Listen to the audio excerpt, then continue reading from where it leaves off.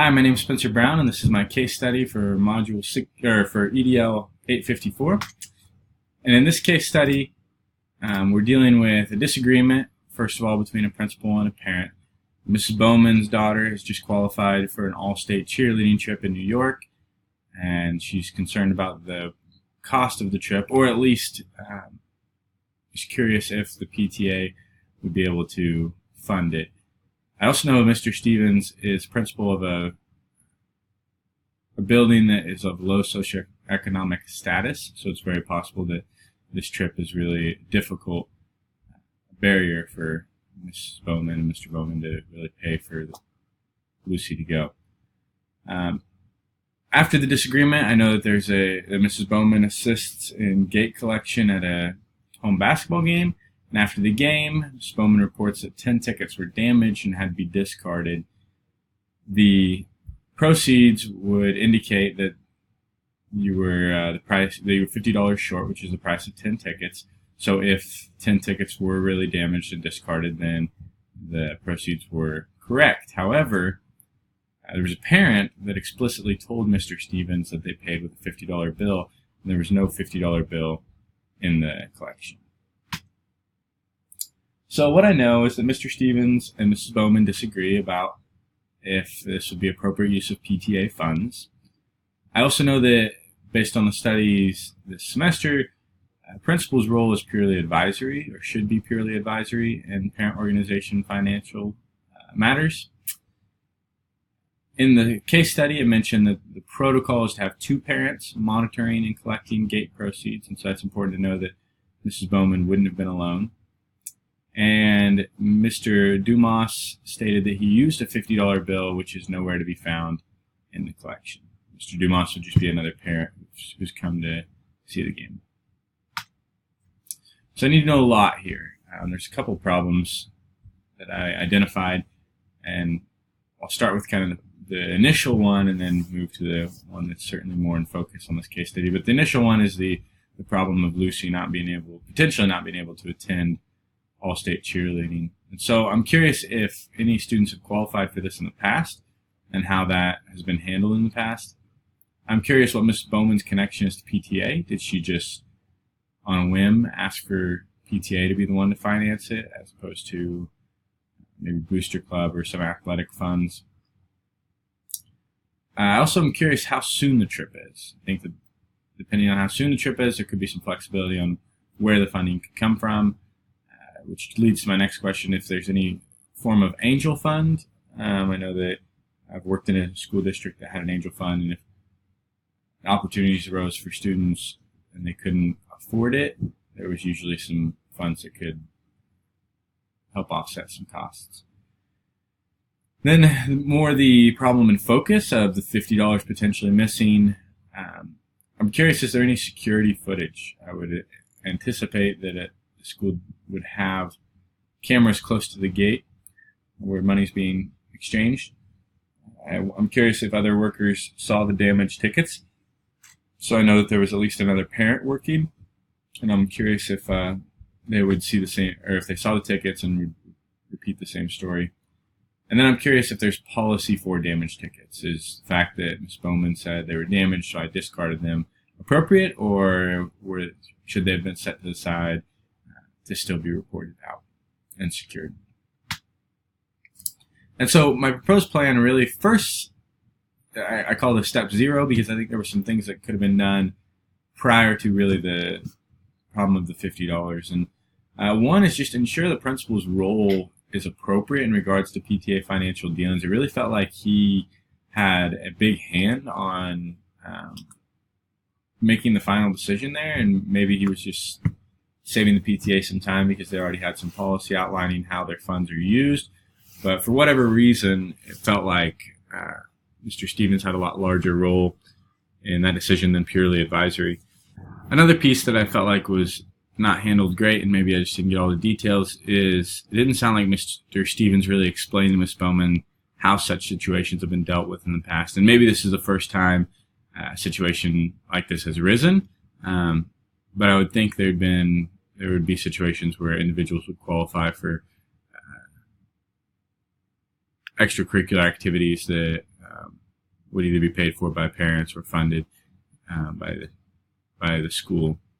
The third piece that I'd want to consider is more alternative options. So Mr. Stevens has announced Lucy's qualification and made a big deal out of this, so I'm curious if there would be possible to do maybe some community fundraisers to help offset the cost, or if there's any sort of angel fund that could help offset those costs.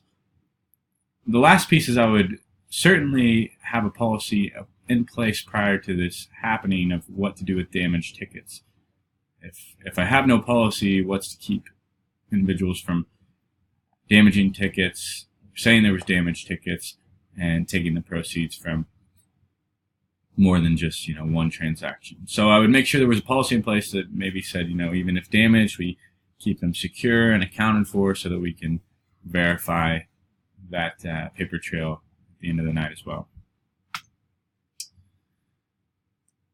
Once I've kind of talked about that pre-work, I would say the biggest piece of my plan would just be really to investigate what's going on a lot more closely. So I would first actually look at the security footage to see if maybe that would answer my question, depending on how clear that was, before ever going to anyone. I think that we need to be really careful about going to other individuals, about how we do that, because we don't want to lose trust in anyone, and we don't want anyone to feel like, or we don't want to lose trust from anyone, and we don't want to feel like, have anyone feel like we don't trust them if it's not necessary. So we really want to be careful about bringing others into this. But if I look at security footage and it's still inconclusive, I would probably speak with the others at the gate and just say, hey, did you see those damaged tickets? And maybe they would say, yeah, I saw those, and that is what it is. I might also ask, do you remember breaking a 50 for anyone? That's a rather large bill. I would think that whoever did that would remember that account. And then if completely necessary, we could continue on and ask Mr. Dumas if he remembers who maybe he gave that $50 bill to.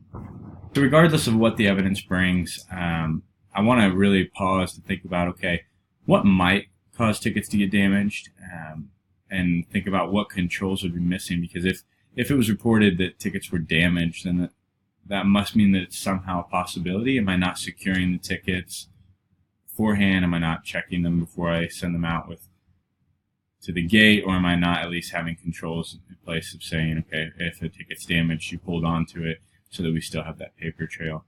And so I would establish that policy and make sure that whoever is in charge of the booster club and setting up these gate collectors, that he's reviewing these policies with them to make sure that they're actually carried out in the way that they were intended. Now, if there was irrefutable evidence that Ms. Bowman did take the funds, I first would obviously ensure Ms. Bowman was not working a gate in anywhere, at least near future, but probably future period. I would call on Ms. Bowman and discuss the situation along with the evidence that I had. Again, this would need to be really solid and irrefutable evidence. Otherwise, if it was like yeah, this probably happened, but I don't have quite the evidence, then I would probably just have a conversation with my booster club or whoever it is setting up the gate collection volunteers and say, hey, I'd appreciate it if you put Ms. Bowman in a different area for a little while. But again, that's depending on who that person is. If they're not an employee, I'll be really careful not to be starting rumors by any means. But if the evidence is irrefutable, I discuss that with her and ask her simply to return the money. Obviously, that may or may not be taken well and be followed through with, but that's certainly the appropriate steps to take if the evidence is clear. So during this, I was feeling lots of things, but to begin with, I really felt concerned because Lucy earned this spot. It sounded like a great honor, and now it might not be financially feasible for her to go. And so I felt concerned for Lucy. I felt concerned for Mrs. Bowman, who's maybe going to have to go tell her daughter, hey, I'm very proud of you, but you're not going to go because the funds aren't there. And then I was, just concerned that is there any way the school or the community, as I talked about earlier, maybe there's some, they could do some community fundraisers to try to get Lucy to all-state cheerleading. But is there any way that a school and or the community could avoid such an outcome. As I'm feeling this, I'm also thinking, okay, this is, my thinking is just full of curiosity, and I'm going, okay, why is Ms. Bowman coming to Mr. Stevens regarding the PTA funds? And maybe she's involved with PTA, maybe she's not, and she just goes to him because she doesn't really know who to go to. But again, if Mr. Stevens is too heavy-handed in the PTA financial dealings, then that's a problem. And then I was also curious exactly what this all-state cheerleading is, and at one point Mr. Stevens equates it to an academic camp. And is that an accurate equivalency here? Is this, did she do that? They said, they had cheerleaders on the team there in the school. Did she do it as a team? So is this an athletic venture, much like going to state or even going to nationals, maybe in some kind of athletic event? Because I think that would certainly change where funding would be possible.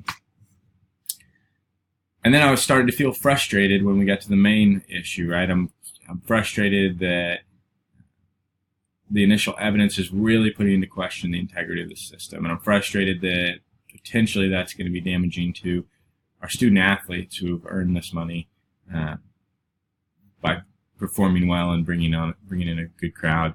But I'm also trying to think, hey, just be open-minded for a little bit. Don't jump to conclusions. The story seems coherent and not in a good way, but there's still a lot of other possibilities. And so I need to ensure that I have sufficient evidence before I were to ever bring Ms. Bowman in and have such a conversation. And I also really need to be cognizant of what I'm publicizing. And so I don't need to publicize those concerns, and certainly not too quickly. And that's what I talked about earlier. Look at the security footage first, or whatever would be least likely to have to talk to anyone about the issue at hand. So it's really valuing, first of all, the appropriateness of funds and the integrity of the system. We want to make sure that the kids, student athletes performing that evening, they earn those funds, the Booster Club earns those funds, and so making sure that funding goes to the appropriate beneficiary there. And then I was really valuing appropriate policy and safeguards to ensure that this doesn't happen again. I may not have conclusive evidence, and if I don't, then I'm going to need to make sure that I put in place the policy and safeguards to keep this from happening again. And then lastly, I'm just valuing the individuals involved. Mrs. Bowman, Lucy, especially. Like, this is a difficult situation, and I really want to put a lot of value on them as people as I go about the investigation. My unresolved concerns is I still don't know if there was ever clear policy about damage tickets. I don't know if there was ever clear policy about something like all-state cheerleading and what fund that would come out of, if any. I still don't know what Mr. Stevens' role is in the PTA finances, and if it is just advisory in nature or if he's overreached in any way. And I don't know what the security situation is around the gate. I certainly hope that there are cameras set up to watch as people take money, but I'm unsure of that. So Standard 8 talks about an educational leader, first of all, promoting academic success of every student. And I did that by ensuring or establishing efficient and effective financial controls to make sure that the kids who earned those funds get them, as well as ensuring or establishing appropriate roles and responsibilities for Mr. Stevens within the PTA finances. Ensuring and establishing that there are procedures in place for such a situation, and then ensuring that booster funds are properly accounted for. Those are all ways that I'm making sure that the student body that I'm promoting the academic success of the student body.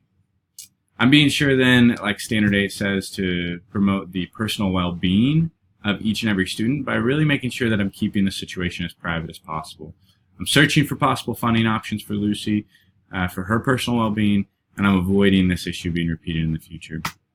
And then finally, I'm ensuring effective and efficient management of the school or district, promoting social and academic learning by ensuring funds are appropriately secured for deserving students. So the students who earn the money receive those benefits, and the safeguards will reach students involved in the process in the future as well, and that the system will improve as a whole.